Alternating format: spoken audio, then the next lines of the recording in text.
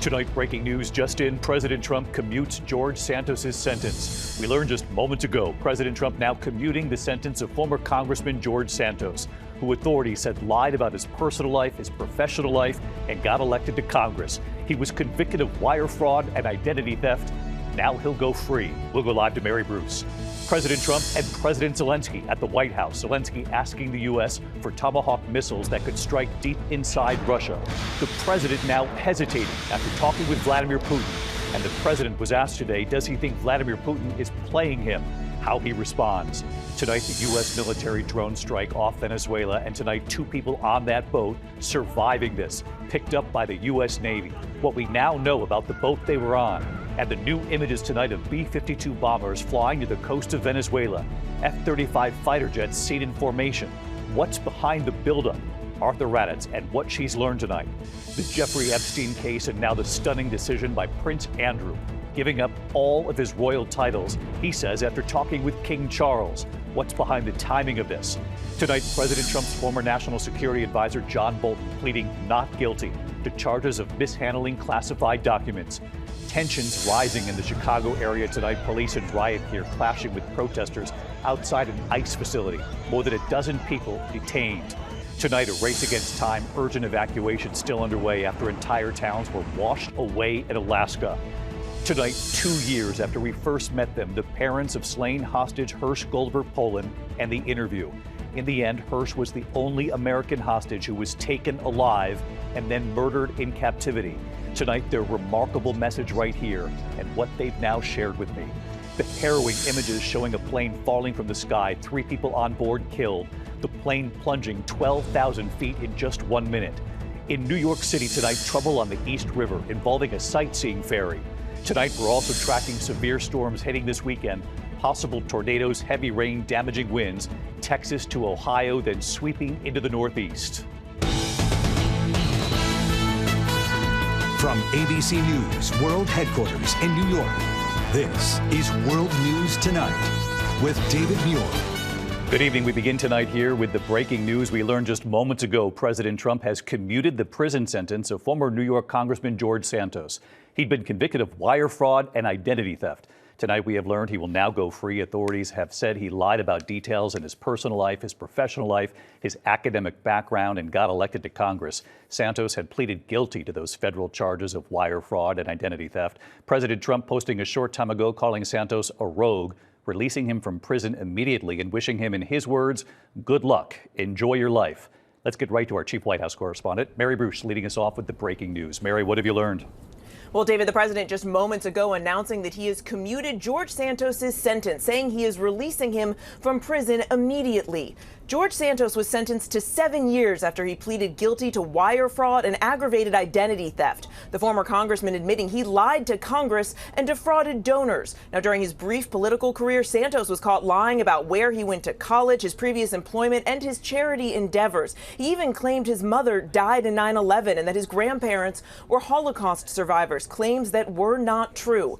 Tonight, though, Trump saying, quote, at least Santos had the courage, conviction, and intelligence to always vote Republican. David. Mary Bruce on the breaking news live at the White House. Mary, thank you. And stay with us here, Mary, because the other major story tonight, this high-stakes meeting at the White House. President Trump, Ukraine's President Zelenskyy asking for long-range Tomahawk missiles capable of being used to strike deep inside Russia. But 24 hours after President Trump spoke with Vladimir Putin, the president hesitating on giving Ukraine these missiles. And the president was asked today, does he think Vladimir Putin is playing him? Mary Bruce tonight on that story as well. Tonight, sitting with President Zelenskyy, President Trump sounding newly hopeful that he can end the war in Ukraine. Austria!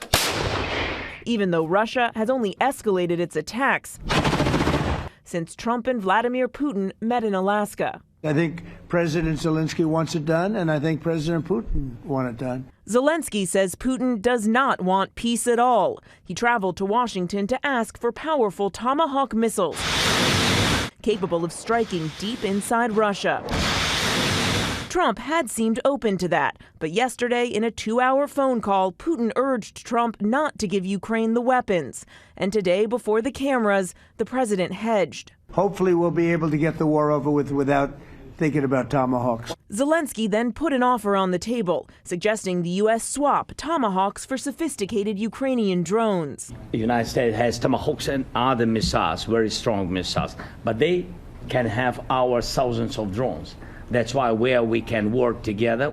Trump said he'd be interested. The president now preparing for his second summit with Putin, this time in Hungary. Aren't you concerned that maybe the Russian president is trying to buy himself more time? Yeah, I am, but, you know, I've been played all my life by the best of them, and I came out really well. Mr. President. Later, I asked Zelenskyy if he thinks Putin is just trying to buy time with this second summit. I think that Russians are afraid about Tomahawks, really afraid, because it's a strong weapon, and they know what we have. Leaving today, are you more or less optimistic that you are going to get those Tomahawks? I'm realistic. Now, Trump once talked about getting Putin and Zelenskyy to meet together, but tonight he admits that's not likely to happen, saying his upcoming meeting with Putin in Hungary is likely to be just the two of them. David. Mary Bruce following multiple developments tonight, and we appreciate it, Mary. Tonight, President Trump pushing forward with attacks he says are on drug boats headed for the U.S., a new drone strike in the Caribbean, 2 people on the boat surviving, then picked up by the U.S. Navy, and what we now know about the boat tonight that they were on. Here's Martha Raddatz on that. Tonight, 2 survivors from a deadly U.S. military strike on a suspected drug vessel are aboard a U.S. Navy ship in the Caribbean, rescued by a U.S. helicopter. ABC News has learned another 2 were killed. Officials say the men were aboard a semi-submersible vessel, like this one. Boats, the Coast Guard says, are designed to hold large quantities of contraband while evading detection. This most recent strike was the 6th in the Caribbean in the last month, part of what President Trump has called his war on drug cartels. This was not an innocent group of people. I don't know too many people that have submarines. The administration offering no further evidence of illegal drugs. And tonight, the U.S. releasing new images of B-52 bombers flying what it calls a demonstration mission near the coast of Venezuela. F-35 fighter jets seen in formation. President Trump has also said he has authorized covert CIA missions inside Venezuela. Venezuelan President Nicolas Maduro taking note, saying never in the history of the CIA has a government publicly admitted to sending agents to other countries. And David, one more note tonight. Sources tell me Admiral Alvin Halsey, who was overseeing those strikes in the Caribbean and yesterday unexpectedly announced he was leaving his post, had expressed reservations about the ongoing military operations. David? Martha Raddatz live in Washington again tonight. Thank you. Now to the Jeffrey Epstein case and the continuing fallout. Tonight, the stunning decision now by Prince Andrew, giving up all of his royal titles, he says, after talking with King Charles. So what's behind the timing of this? Here's our chief investigative correspondent, Aaron Kotursky now. Tonight, with fresh scrutiny of his relationship with Jeffrey Epstein, Prince Andrew is giving up all of his royal titles, including Duke of York. Andrew saying in a statement, in discussion with the king and his family, we have concluded the continued accusations about me distract from the work of His Majesty and the royal family. It comes days before the release of a memoir written by Epstein victim Virginia Giuffre before she died by suicide. She long claimed Epstein trafficked her to have sex with Andrew when she was 17. He knows exactly what he's done, and I hope he comes clean about it. Tonight, Andrew saying, I vigorously deny the accusations against me. The prince paid millions to settle Giuffre's claims, and he stepped back from his royal duties after denying he knew her in this infamous BBC interview. I have no recollection of ever meeting this lady. None whatsoever. You don't remember meeting her? No. Tonight, there are new questions. Recently published emails show Andrew's friendship with Epstein lasted longer than he claimed, and sources tell ABC News there are additional emails in the Epstein files that could embarrass him. We're told tonight David King Charles is glad about Andrew's decision. As the son of a monarch, he can still be called Prince, but his ex, Sarah Ferguson, is no longer Duchess. David? Aaron Kotursky on a Friday night. Thank you, Aaron.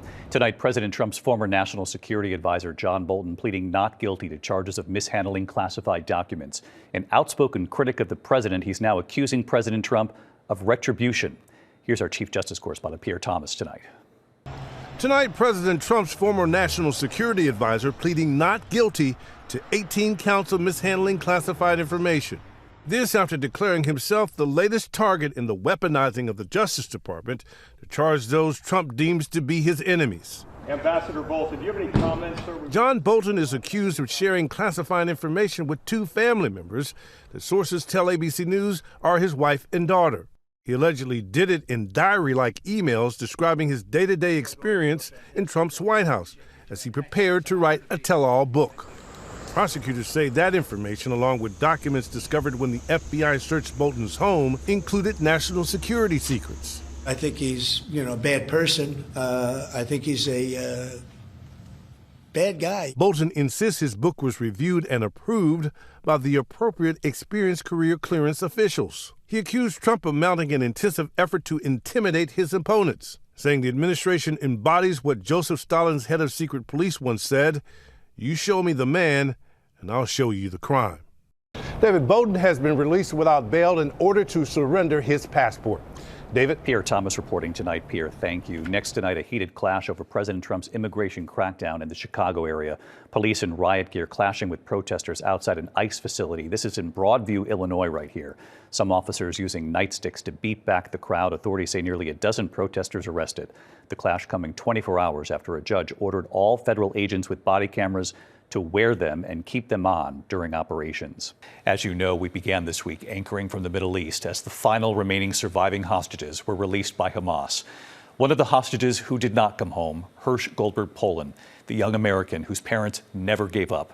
His parents, Jonathan and Rachel, were the first parents I spoke with just days after the October 7th attack while we were on the ground in Israel.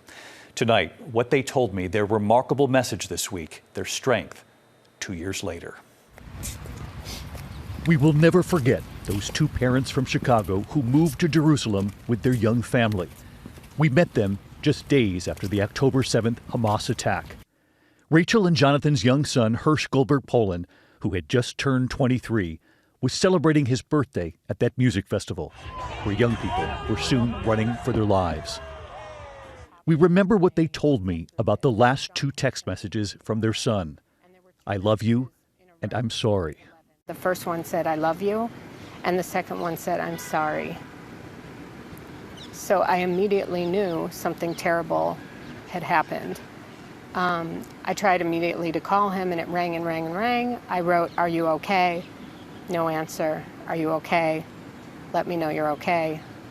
And so that's the last time we heard from him. And those two words, "I'm sorry." Yeah. And I keep saying, it's okay. We haven't slept. I mean, but when I have these quiet moments at night, I keep saying, it's okay, it's okay. And I keep saying, I'm sending you every ounce of my strength. Stay alive. They would begin piecing together his final moments, discovering an image, young people crowded into a shelter. Right there on the left, they see their son's face, Hersh. They learned that grenades were being thrown into that shelter, their son losing an arm.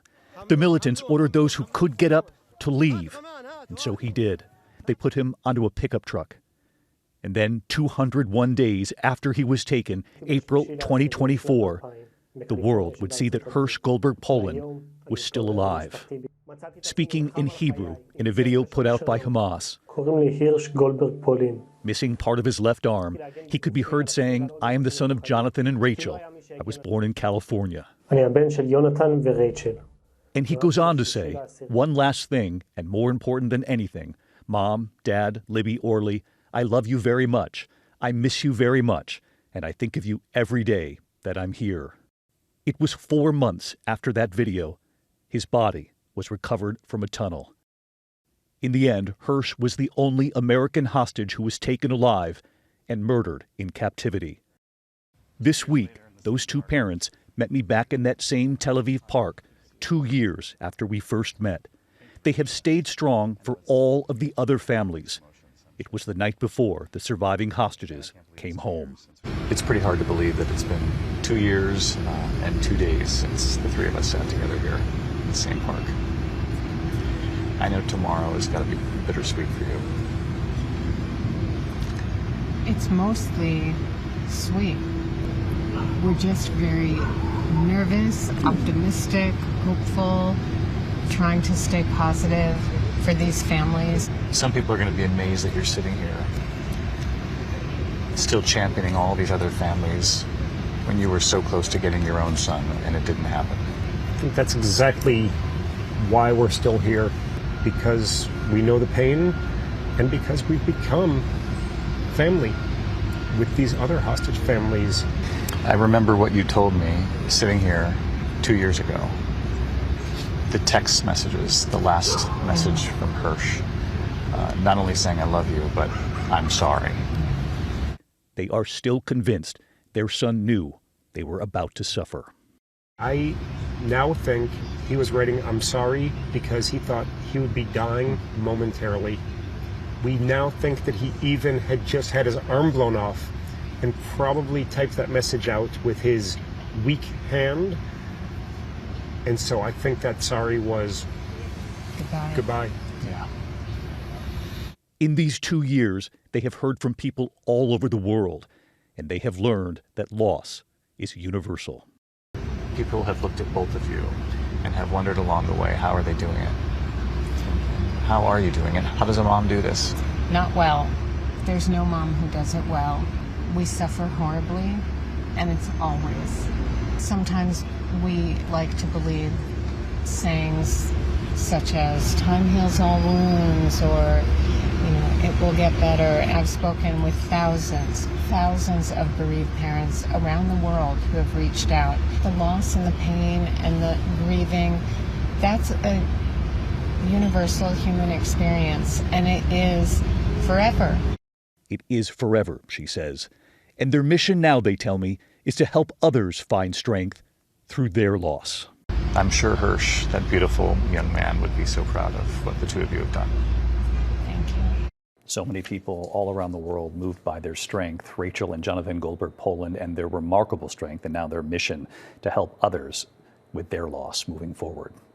A lot more news ahead tonight. When we come back here, we're tracking severe storms set to hit this weekend, possible tornadoes, heavy rain, damaging winds. This is from Texas to the Ohio Valley, then sweeping into the Northeast. We'll have the forecast. Trouble on New York City's East River, help racing out. Also ahead, a race against time, urgent evacuations after entire towns were washed away in Alaska. And the plane crash tonight, the harrowing images, the plane falling from the sky, plunging 12,000 feet in 1 minute. And what we've now learned about that flight in a moment. Tonight, we continue to follow the largest airlift in Alaska's history. Urgent evacuation still underway, a devastating storm wiping out entire communities. Hundreds of people boarding military planes and helicopters, another C-17 packed with evacuees landing in Anchorage. The Red Cross tonight housing them in the Alaska Airlines Center Arena, which seats 5,000. 3 people are dead after a private jet crashed into a wooded area near Lansing, Michigan. Video capturing the plane as it plummets right here, 12,000 feet in just a minute. Officials say the jet was performing a test flight after a maintenance check. The 2 pilots and a maintenance worker on board were killed. When we come back on this Friday night in New York City, trouble on the East River, help racing out, plus tracking those severe storms this weekend, Texas to the Ohio Valley, then the Northeast. The forecast in a moment. To the index of other news, a sightseeing boat collided with a walkway after losing power in New York City's East River. Witnesses say the ferry carrying 55 people hit a railing near Williamsburg this afternoon. The FDNY then sending in a marine unit and a tugboat to safely move the boat to a pier. Everyone got off safely. Severe storms on tap this weekend. A storm system from Texas up to the Ohio Valley could bring tornadoes, damaging winds and hail all the way up to the Great Lakes, then moving into the Northeast on Monday. We'll be tracking it. When we come back here tonight, a final note after a very heavy week of news. In a moment here. A final note tonight to say thank you for watching on this heavy week, a week that began in the Middle East with the final surviving hostages coming home. So many of you, of course, remember the parents of Hersh Goldberg-Polin who did not come home, which is why we asked them if they would sit down with us again in Tel Aviv. You heard earlier their message of strength tonight, helping others now, saying loss is universal, telling me it never goes away. I'm David Muir. Thank you for watching. I'll see you right back here on Monday. And from all of us at ABC News, good night. David Muir, the most watched newscast in America. And now, ABC's World News Tonight has won the Emmy for Best Live News Program for the 3rd year in a row.